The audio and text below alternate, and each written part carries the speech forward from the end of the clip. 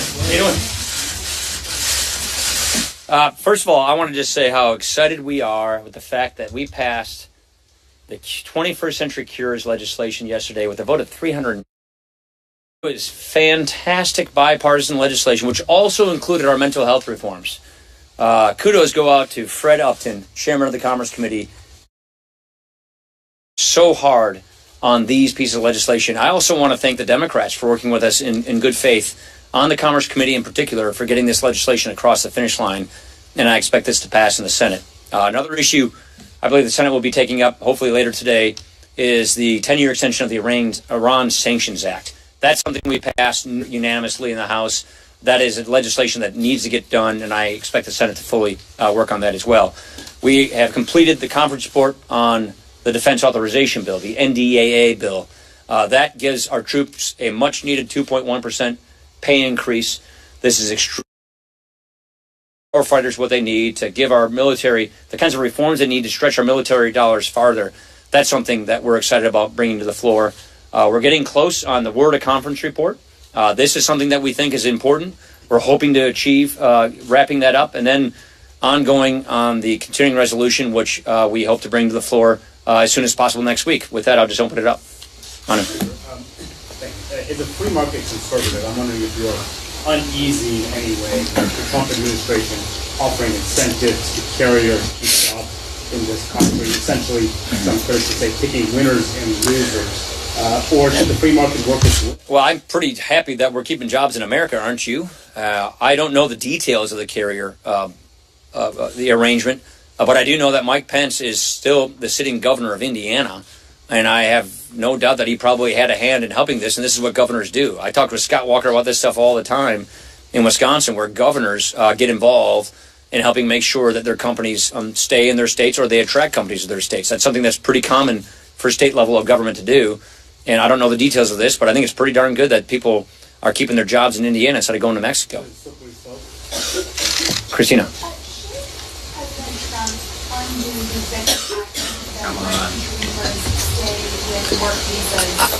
There are hundreds of executive actions that are out there that we're going to be sifting through. So I'm not going to kind of get into everyone on their merits. That's something that the transition team is working on right now as to what executive actions that the Obama administration did and how they're going to deal with it. So I just don't have an answer for you because this is something the transition team at the executive branch is going to be working on. I know what they want to do is make sure that we have smooth transitions. What we're focused on with respect to immigration, securing the border. Making sure that the border is secure, making sure that the resources match the authorization that currently exists to actually secure the border. And that's the legislation that we're focused on. Yeah.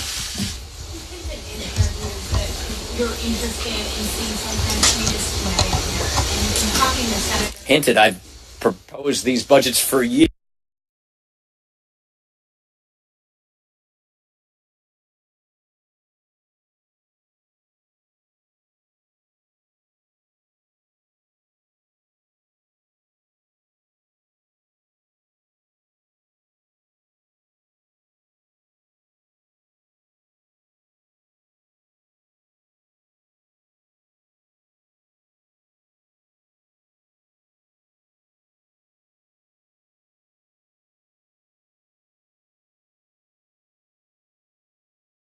Care for seniors.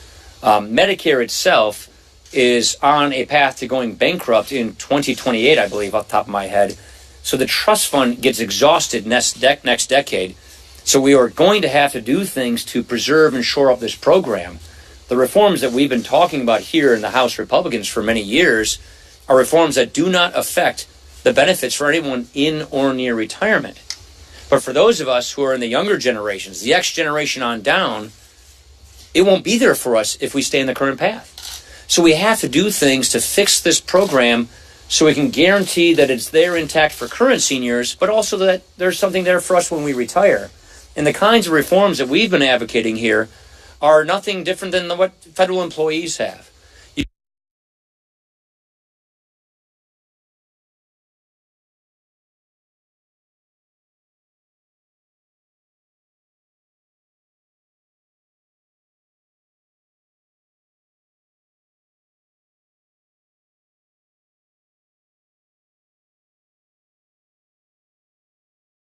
choose among plans that are comprehensive and guaranteed to meet your benefits. Or if you want to stick with the current traditional program, you can do that as well. That is good reforms. That's what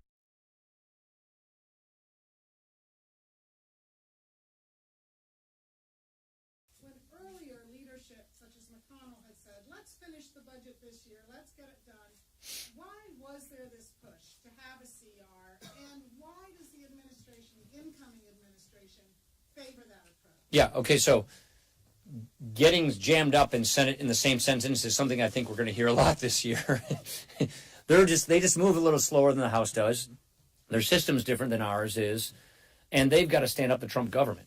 So the Senate is going to have to do all of these confirmation votes and hearings on cabinet and sub-cabinet officers. Probably going to have a Supreme Court pick coming sooner or later that they're going to have to confirm. That takes a lot of their time, which we don't have here in the House. So there is a concern about just literally calendar.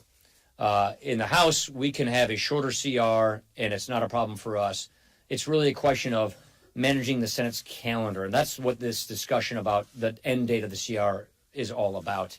With respect to why we wanted a CR, we didn't want to have, we wanted to bring in the new Republican government in place so we could negotiate appropriations with that government, which we think is going to be much better negotiations than with the existing government that we have a lot of problems with the way they spend money.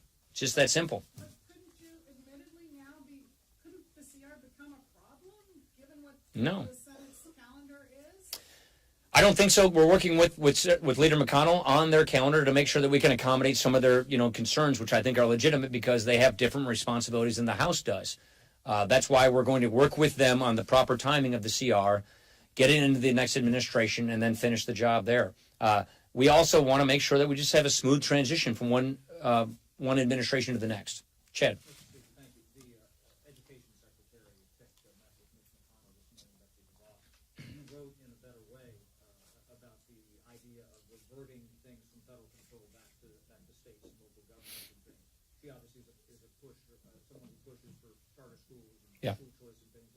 There's a question, though, about some of the performance of these charter schools. You're a parent, have people, kids in grade school and things.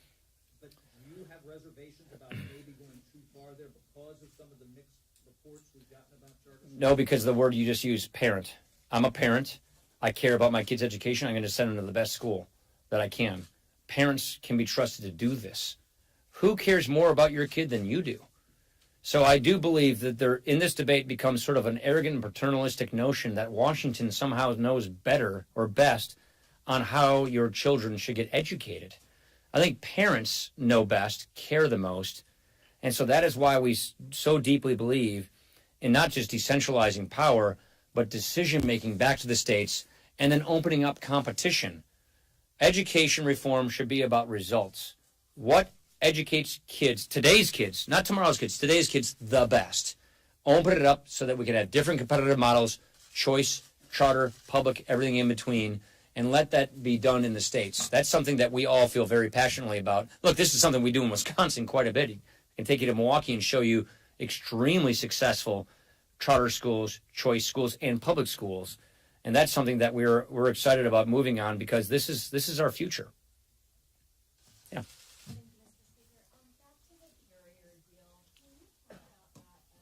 I don't know much about it, so there's not much I can say about it.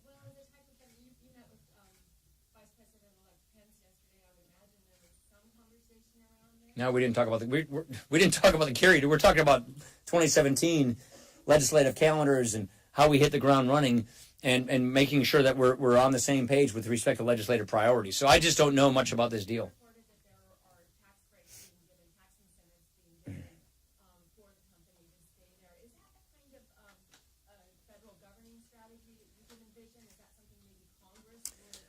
So, yeah, I just don't know the answer because I don't know what this is. Whether this is Indiana competing for jobs just like Wisconsin does. But what I can tell you about the tax code with respect to incentives and businesses, this is what tax reform is all about. Comprehensive tax reform, which you can go to better.gop and see what we've written, is all about making the tax code far better and more competitive for American businesses to stay in America. I don't know the contours of what Carrier is experiencing, But we tax our businesses at much, much higher tax rates than our foreign competitors tax theirs. Our corporate rate is 35%. The average in the industrialized world is 24%. Our successful small businesses, which is, most of our businesses, 8 out of 10 businesses file as individuals, like subchapter S corporations. Their top tax rate's effectively 44.6%. We are killing jobs and competitiveness in America because of our tax code. Tax reform is central to fixing this problem. Look, the Tax Foundation looked at our tax bill, said it could add about 1.7 million new jobs, 9.1% added to the economy, raising wages, capital restoring and returning to America. That's what we're talking about with respect to reforming our tax code to not just carrier, not just one-offs, but all American businesses, making them more competitive. Last question. Nicholson. Sorry. His name's Nicholson. Sorry. You guys expect to do 2 budget resolutions next year, seems to be the plan. A, give us a general timeline, and B, do you expect union support, at least on the House side, to be voted out? Don't know A and B. We haven't written these budgets yet, and we haven't, let alone the reconciliation that follows from it. This is our intention to use every tool we've got to make progress for the American people, to make good on the promises that were made. We believe Obamacare, you have to remember, Obamacare is really hurting families. Obamacare is giving families, yet again, another double-digit premium increase, really high deductibles, and fewer choices. So many people in this country have one choice, which isn't a choice, it's a monopoly. So we also see the worst things coming. The worst is yet to come with Obamacare. We see higher premiums coming, more death spirals, which is an actuarial term, and more pullouts. United pulled out, Aetna pulled out. We see more of this coming, so we need to give the American people relief from Obamacare. With respect to all the other issues, reconciliation is the proper budget tool that you use for budget legislation. Healthcare, tax, these are budget issues that will be dealt with in that way. But you see them, though? You've been talking premium support for several years. I don't know the answer to your question, Jonathan, because these are just ongoing discussions with the transition team and something that we're going to work on together in Congress. So thank you very much, everybody. Appreciate it.